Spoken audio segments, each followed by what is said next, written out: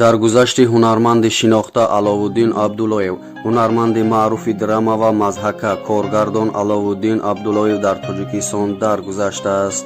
ҳунарпешаи мардумии Тоҷикистон ҳунарманди маъруфи театр ва синамои тоҷик Аловуддин Абдуллоев дар синни 57-солагӣ даргузашт.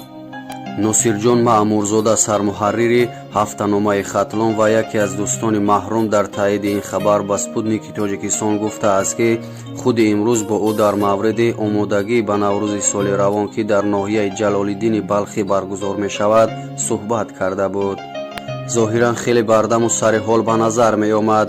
азбаски раёсати фарҳанги вилояти Хатлонро раҳбарӣ мекард, барномасозӣ таҷлили Наврӯз низ ба зиммаи ӯ афтода буд. ҳамин субҳ хабар доданд, ки вафот кардааст. ин хабар бароям хеле такондиҳанда буд. вай на фақат ифтихори вилоят, балки ифтихори фарҳанги тамоми кишвар буд, гуфт Носирҷон Маъмурзода.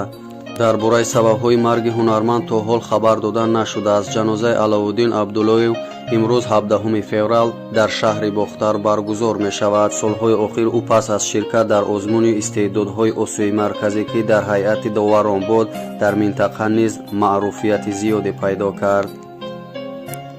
дар байни асарҳои машҳури ҳунарманд нақшҳои филмҳои «Биро», «Падари моҳвора», «Тӯҳмат», «Чоҳ», «Номи ҳақиқӣ» ҳастанд. ёдовар мешавем, ки моҳи июли соли 2021 Сафаралӣ Абдуллоев, бародари 59-солаи ӯ, корманди агентии давлатии назорат дар соҳаи маориф назди президенти Тоҷикистон вафот карда буд.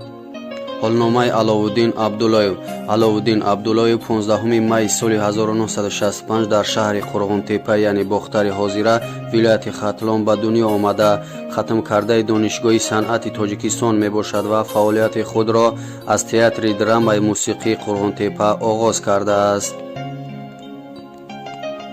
дар ин миён ӯ дар чандин намоишномаҳои театри Назирӣ, Антигона, Бозиҳои аҷиб, артиши Малалон, Лаку Пак, Давлати Сомониён ва филмҳои маъруфи Бародар, Падари моҳтобӣ, Тӯҳмат, Қиёми рӯз ва ғайра нақшофарӣ кардааст. бузургтарин ёдгори ӯ силсилабарномаи махсуси телевизионии Шӯхиҳои Аловуддин мебошад, ки ӯ нақши чандин қаҳрамонро иҷро мекунад ва муҷиби шӯҳрати беандозаи ӯ шуда буд.